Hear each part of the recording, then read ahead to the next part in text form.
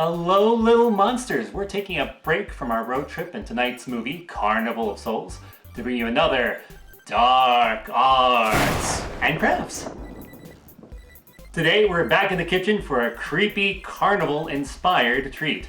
This recipe comes from a wonderful book for fans of horror and cooking, Zach Neal's Death for Dinner, with meals, drinks, and more inspired by your favorite horror films. Some are inspired by specific films like Crystal Lake Barbecue Sliders or the It Floats, while others are based on more general horror tropes like tonight's carnival-inspired treat, Sriracha Funnel Cake Burger. Never tried it? Let's find out together. For funnel cake burgers, we'll need a cup and a half of all-purpose flour, 2/3 a cup of sugar, 1.5 tablespoons of baking powder, half a teaspoon of sea salt, 1.5 cups of unsweet almond milk, 1.5 tablespoons of lemon juice, 1.5 cups of fresh chopped sage, 1/4 cup of fresh cut rosemary. Yes, this book does have Rosemary Babies inspired herbed bread, 2 teaspoons of vanilla extract, and 4 cups of oil for frying. Now, you'll notice some of these proportions are a little big. I'm doubling the recipe just because I'm making some for others. You probably don't need to double the oil. For the burger, you're going to need 1 vegan burger patty, 2 slices of vegan cheese of your choice, and 2 strips of campfire mushroom bacon, which is a recipe in the back of the book for making vegan mushroom bacon. Now, you'll notice the author made this a vegan recipe. Most of these are, which is awesome. We support and encourage that. However, the ingredients I have handy are not vegan, so I'll be using some non-vegan substitutes today. I mean, the mushroom bacon sounds amazing, but it needs to marinate overnight, and so another time. First, the funnel cake. In a medium bowl, mix your flour, baking soda, sugar, and sea salt. I'm just using table salt, that works fine. And we're just gonna mix it well. We're also gonna mix in our chopped rosemary and sage.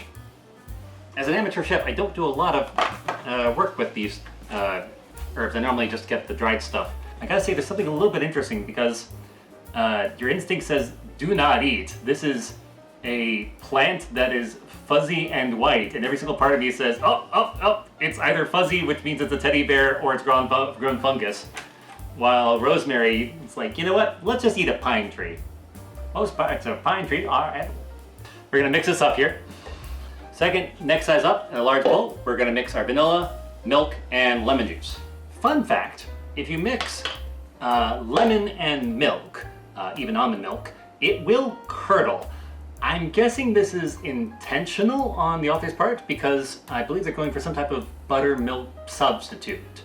If so, you'll probably want to use almond milk or a dairy milk with a higher fat content like whole milk, heavy cream, or half and half. The fact acts as a buffer and should give you a small amount of curdling, which is fine instead of tons. All right, now we're gonna add our dry ingredients and mix well until smooth. It smells delightful. It's all that vanilla. Yeah. Vanilla makes everything smell good. And the recipe says to let this sit for 15 minutes to let the flour kind of soften and to dissolve any lumps. Right now it's a very, very liquidy, which I think is intentional. We'll find out how it comes out. All right, for the burger. If you're using a pre-made patty, simply follow the instructions. We're making ours from scratch, so simply ground beef. You can add some chopped onion if you like, or if it's lean, you can add an egg yolk, but well, we'll just keep it simple. Season however you like. We're gonna use some onion powder, garlic salt, black pepper, and a little cayenne. Just makes everything taste better. And a little Worcestershire sauce, or if you don't have that, soy sauce does great too. And just because I happen to have it, I've got this nice little umami seasoning, which you can get at some of the stores, and it's basically just ground mushroom and mustard. Making sure you wash your hands, form them into small patties. Yeah, I'm gonna try for a smaller, maybe like slider size today, I think. We're gonna heat the pan to medium/high. You can do this on a griddle too. Now, if you're using ground turkey or chicken, you'll likely want to add a little olive oil to the bottom of the pan. Beef, you don't really need to. We're gonna be making our bacon in the same griddle, so you definitely don't need to add extra oil. Normally I love myself some thick cut bacon, but because they're going to be going on burgers, I opted for thinner. Thinner means it's going to be crispier, which is going to give you a different texture as opposed to just chewy, chewy, chewy. Which way you want to vary things up a bit. And you want to cook to 2 to 3 minutes aside, depending on the size. And my favorite thing to do in the kitchen, when I need a timer, you can set an actual timer. You can also just play music. Can't do that now. Copyright! Hey! When it's close to done, add your cheese on top and set aside for a few minutes to cool. Come on. No, I don't want to go on the burger. You're going on the burger. And for our pot, we're going to use 4 cups of oil, which is a lot. I'm not really my experience with deep frying stuff either, so this is going to be kind of exciting. Yeah, that is literally the whole thing. Woo! Health food, this is not. Fourth, heat the oil in a heavy bottom pot on high heat for 3 to 5 minutes before adding any batter. And while you're doing that, prepare a plate with some paper towels on it. While your oil is heating up, go ahead and take your batter and put it in a squeeze bottle and squirt the batter into the oil in a circular motion over and over to create a thick, solid cake. Oh, that's just going everywhere. Making some funnel little chitlins there, but that's not looking like a funnel cake.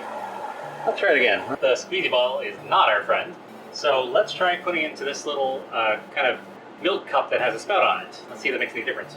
I'll move it close to the rest so it splatters less.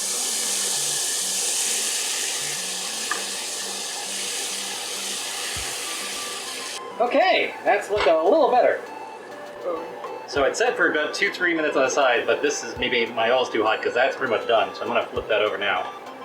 As much as the squirt bottle makes it sound like this would be a fun activity for the kids, this is so hot that literally the bottom of the plate is untouchable. Just the bottom of the plate, so this is very dangerous. Use caution. For the Sriracha Maple Aioli, you'll need 2 tablespoons vegan mayonnaise, half a teaspoon Sriracha sauce, 2 teaspoons pure maple syrup. When it comes to pancakes, I like the corn syrupy kind, but this is for cooking. That's different. And half a teaspoon of soy sauce. Oh, we want an aioli, so I'm gonna actually have to whisk this. Sounds a little whiskey to me. It's very runny. That's really tasty. Maybe a little bit more mayonnaise. Make it a little less runny. You know what I mean? Oh yeah, let's give it a little thicker consistency. Good call. And there you have it, the Sriracha Maple Funnel Cake Burger. Let's give it a try.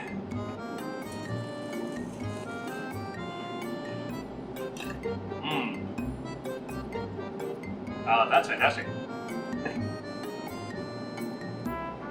Alright, so having eaten a whole 2 of those sliders, I can kind of give you more of an impression. That first bite I took on camera was shocking.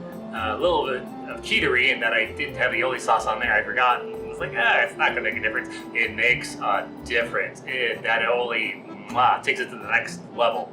Although I really enjoyed the fact that the sage in there is sage and rosemary. Adds little tiny pockets of savoriness throughout the entire thing. So it's a very complex flavor as you keep eating it. To my surprise, the crunch is not coming just from the bacon, but also from the funnel cake itself. It has a little bit of crunchiness too. And that oiliness kind of gives it kind of a hush puppy quality too as well. I mean, I don't think there's such a thing as a hush puppy burger, but I would totally be over this. It is a little on the sweet side. I would definitely recommend it to people who like chicken and waffles, or vegetarian chicken. If you want to do a vegetarian chicken slider, that would probably be fantastic. The last thing I want to caution is that this is a greasy meal. I mean, I assumed it was going to be high calorie, but no, it's like literally grease coming down your hands. This is like barbecue in that you will need a wipe after it. This is not something you eat in the car. Well, this is delightful. I'm glad I made it. It was a lot of work. And I think that it's going to work better with bigger burgers because it's easy to make funnel cakes that way. But otherwise, I think it came out great. If you want to try this recipe and others, that book again is Death by Dinner. I want to thank Zach Neal for giving us his blessing to share this recipe. Find out more about this book and others by him at Quarto.com. If your monster's sad and bitter, or he's feeling like a quitter, see the Monster Sitter, Mr. Princeton Vice.